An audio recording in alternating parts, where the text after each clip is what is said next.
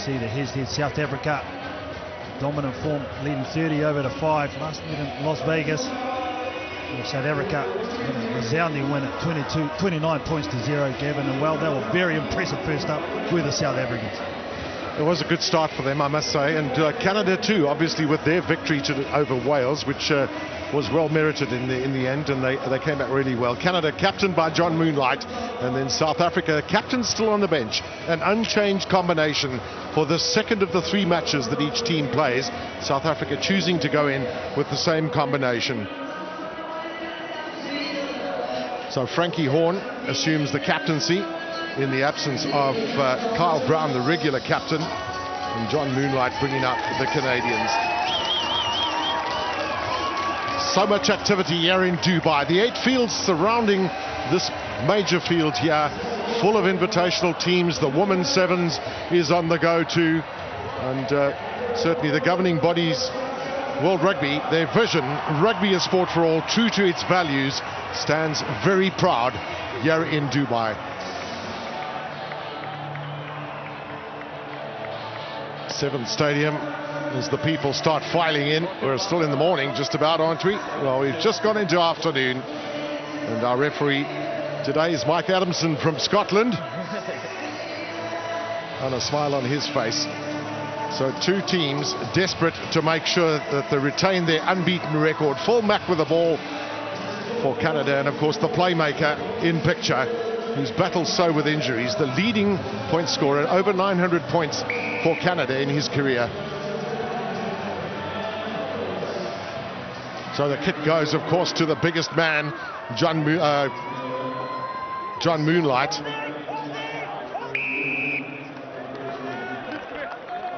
Really interested to see, Gavin, how Wales attack the South African team, who for mine look very, very balanced. They've got a very strong bench as well, with the likes of Rhino Benjamin, the normal captain Kyle Brown sitting there. I just like the speed they have on the outside with Sinatla, the direction from South Africa, and the starch in the middle with the likes of Frankie Horn. Very, very impressed with the South Africans at the moment. That's one of the keys is to their game, is because of the pace they've got. We're on a fast field here too, is using the width, and Canada no doubt will try and cut South Africa off as much as possible. But away they come now. Here's a chance for Snyman. Pretty close, he can't reach over, but they got numbers aplenty.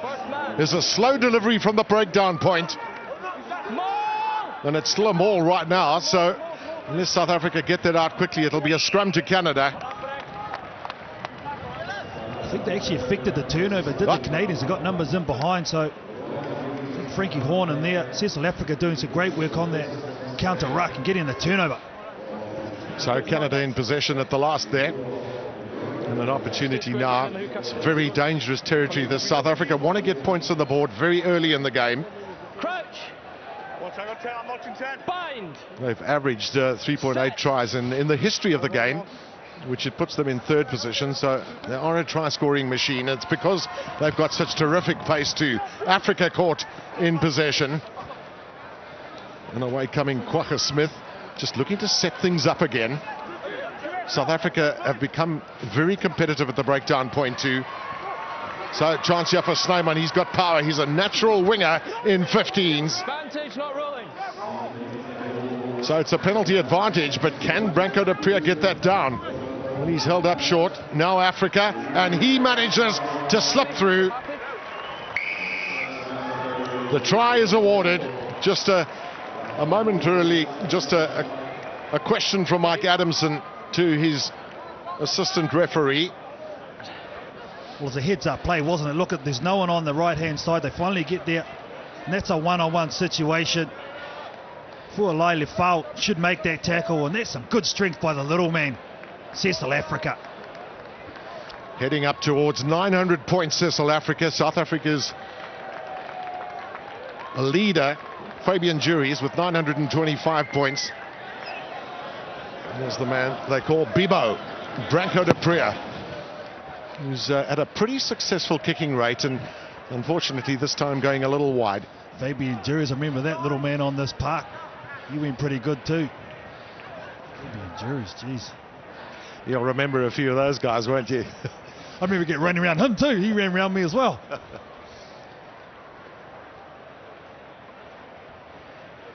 So the valuable try, that first one, very often. Canada look to get into the game. They haven't really had their hands on the ball. Knock on. So a knock on there, and there's an advantage here for Canada. Mack looking to try and open up things. Lucas Hammond this time. Canada just unable to get their hands on the ball and use the width of the field deep in their own territory. So Moonlight looking to set it up. Can Phil Mack do something to punch a hole somewhere in the South African team? Werner Kok working really hard on the ground. He's got a terrific work rate as Werner Kok. And also 3 tries in the first match. Africa. They've got an overlap here. It should be a walk-in. It's Branko de Preer in the corner. Again, just heads-up play from the playmakers for the blitz blocker. South Africa straight on the ball, realising that the defence is not back from Canada. And in combination with Branko de Preer, watch him here, just sees it. He's still caught up in the ruck. The back's turned. It's a 3-on-2 and he manipulates it well. They had numbers on the outside, but all the hard work, as you said, Gavin, done by Werner Kok.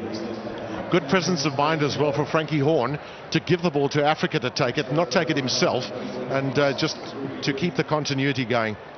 That just comes from confidence, and at the moment, right across the board, the South African team are on fire.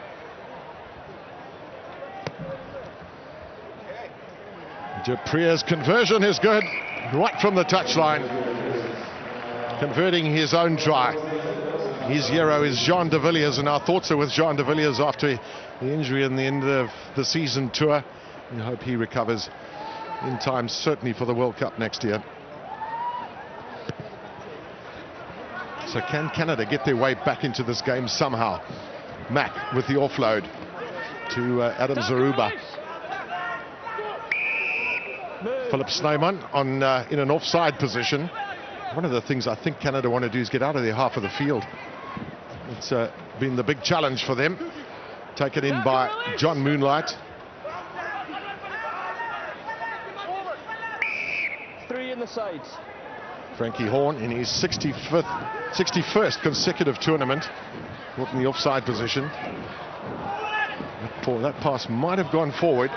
So Mike Addison lets play continue. Taken out by Mike Fulifa. Moonlight. Now there's a little bit of space here. Can Sean Duke make use of it? They've opened that space up. He has a chance for them now with Zaruba. And all just a little bit messy there for Canada, not finishing it off well enough. Finally, they create the mismatch with Frankie Horn and Zaruba. Zaruba was looking for support. He should have just backed himself and went forward and made the support players get to him.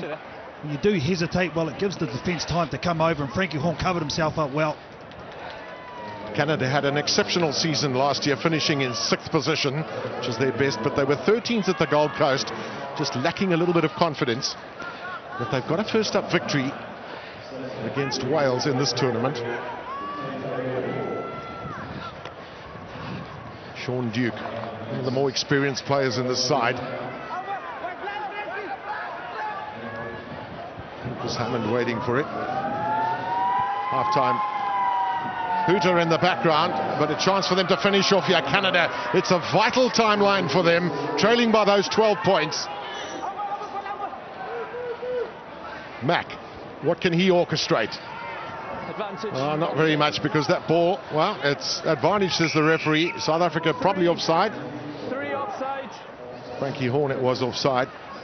Now Mack, has he got enough troops on his outside? Decides to go on that long pass to Mike Fulifa. And South Africans, well, again they penalised. They won't be happy with giving away these penalties. 11, never got back 10. That was Sanatla, who hasn't hardly had the ball in this first half. Taken up there by Lucas Hammond. Still a chance here for Canada. And they finish it off and get that vital try at the end of the first half. Yeah, they come, and so they go over.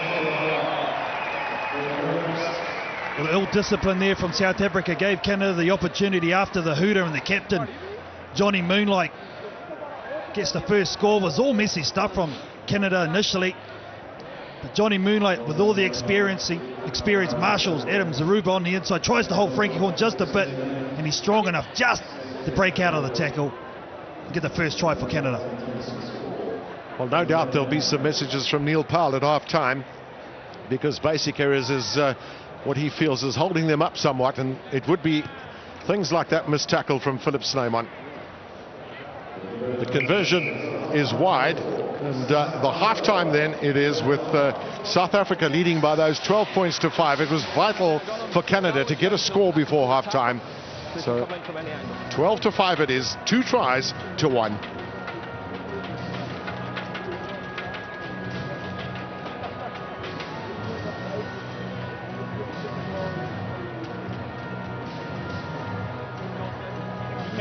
We're down in the huddle. Let's see what they've got to say. There's nothing special about them, boys. They got everything. We covered everything they can do. There's nothing that we can't stop, boys. Grab the ball. Do the research. Just poking it. Hey, grab up, Jeff. Try that. Belangrijk is van afskop kos hou en dissipline by die rats boys. As hulle kan toemaak, ons sien as hulle toemaak kan hulle nêrens heen om te gaan nie. Ons force die mistakes op hulle. Ons gaan ons dissipline moet hou. Ons moet aanstand bly. Alright, ons kan nie so baie penalties afspeel nie. Ons gee ons 2 minute vir hulle. Ons gee net 'n tankie dat kan ons die stap begin maak. Alright, boys, die game is nie oor nie. Die volgende 2 minute is belangrik. Daai eerste afskop is nou belangrik. Ons skoor van daar wat se sats kan maak. Alright, maar bly ons 1-on-1 iets maak, bly die key goeie. Balbesit is key. Alright. Discipline rondom die raps is key, en ons first time meets is key, boys. Alright, draai die skroef in, dan 7 minute oor, dis in jou wen en verloor nou. Alright, as jou hanties so dat commit vir die volgende 7 minute, boys. Alles, boys, alles, hè? Focus! Yes! One thing at a time, boys. Next focus, kick off, get our lines. Keep going up.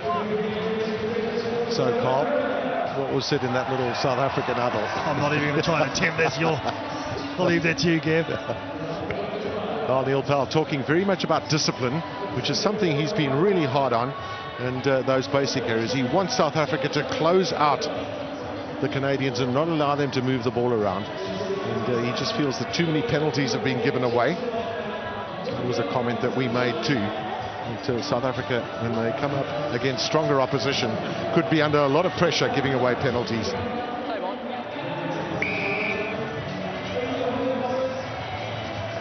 South Africa's kick-ins have been absolutely pinpoint so far in this match.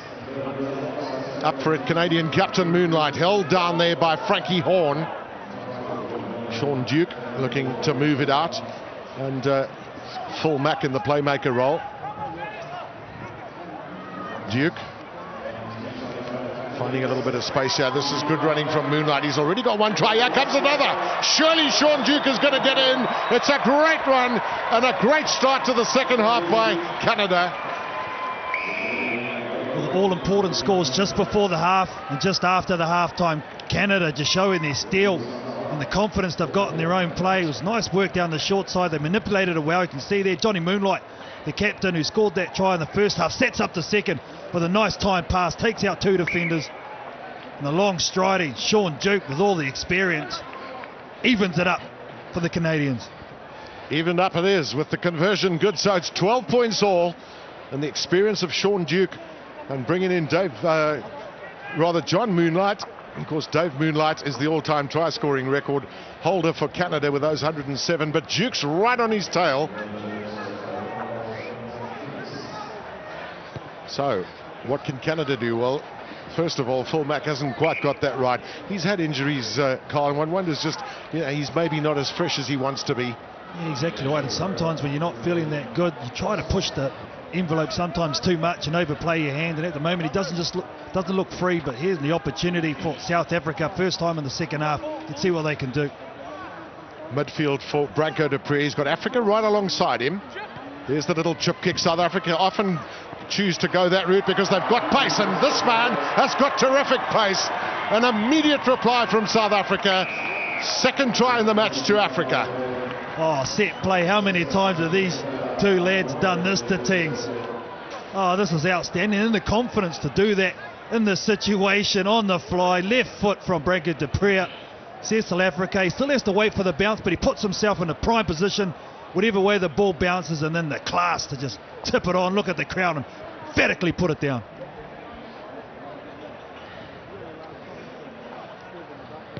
Branko de Priya, no problem with the conversion, so the lead is stretched to 7. And just a question to you, Carl, as well there, with a little chip kicks, you know, and the role of the sweeper, how important the sweeper is, especially if you're up against a team that's got some real sprinters in it. Exactly right. You can see there, Canada, they try to go up in the one line and cover the speed, and what that did is that they had no sweeper employed, and that's what gave the opportunity for South Africa. So that's a very heads-up play by them. So 902 points then for Cecil Africa, chasing Fabian Juries. And, well, all being equal, that could well happen during the course of the series, maybe even this tournament. Knock on into touch, option. Scrum. It's a pretty good kick in that from Africa. So it'll be a scrum. We've had hardly any scrums in this game.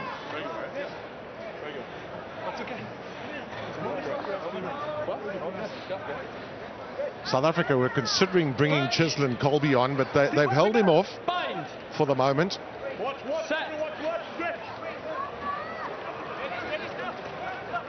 Dupree along with Cock. Advantage offside. So the little chip kick from Dupree. Here we go with Sinatla. There's pace again. And once again, South Africa have used the value of a kick pass to score a try. I was just about to say the exact same thing, Gavin. In the first game, they used the ball in hand. Well, on this occasion, twice, in fact, back-to-back tries through the kick. Great variation. The Canadians knew the ball was going to go wide, so they have to come up flat. The space is in behind. A pinpoint kick Get a new one every time from the playmakers, and well, this guy is unadulterated, out-and-out gas. 10-6 for the 100 meters. Siabola Sinatla, so he's got express pace. Jet shoes. Branko de Priya sets a high standard for himself with his kicking. And this one's just past the left hand upright. Tells us, though, for a Canadian member, you see Sinatla finally go off, and then you look up, and then you got a guy called Rhino Benjamin in front of you. Oh, good luck with that. Yeah, he's another one of the speedsters. So Branko de Priya off the park. And Carl Brown's on too, so Neil Powell just easing his captain into the sevens. He's had so many injuries as Carl Brown. We remember 2 years ago a horrific ankle break that he had on this self-same ground, and a dislocated shoulder at the Commonwealth Games. But he's back to full fitness now. A very important cog in the South African wheel. Canada fighting hard there with Justin Douglas, who's the quickest man in their side. 7 off the. There you go. Oh no, looks like Carl Brown, as we speak, is down. Get up, son. He is a very good player. He's had his fair share of injuries, so hopefully he's okay. Oh, a smack on the shoulder. Hopefully that's not too serious. Cheslin Colby got taken out without the ball nearby. It's a penalty for South Africa, but just waiting for Kyle Brown. How are we looking? Just after that try that Sean Duke scored for the Canadians, their second one, but the South Africans, to their credit, have kept their cool, been disciplined enough and accurate enough just to get those 2 scores out. So no Chris Dry in the South African team. He's playing for the academy team. He's been left out, and South Africa bring on Ruan Nel. But Carl Brown very often used in the lineouts too, as well as Werner Koch, courtesy of the opportunity to get lifted these days. Well, that's not a good throw in. Now Phil Mack. He's the guy you don't want the ball to go to. The playmaker. Out from Sean Duke. Now Moonlight. He's made a real nuisance of himself as Moonlight. That one try that he scored. He's spent a fair bit of time out wide too to help finish things off. Duke. Well, that pass eventually going forward. So disappointing that for Canada. They've hardly had the ball in the second half. 6. Credit to South Africa because they're playing the game in the right end of the field. The Canadians just can't get out of their own half, so any mistake that does happen The South Africans have always got the territorial advantage. Time on. Pat Kay coming on then for Sean Duke for Canada. Crouch. I got 9. Cheslin Colby in the scrum half position for South Africa. South Africa standing off. No Branko de Pria. It was a good aggressive scrum that from Canada. As a result, they've won a penalty. Mack. The long pass. The hooter in the background. Canada are 12 points off. They can't win this match, but can they finish with a flourish? So that ball taken in, and that'll be the end of the game then. So one wants to suggest a comfortable victory for South Africa, certainly on the scoreboard, but Canada made them work really hard for it. But 4 tries, 2 to Cecil.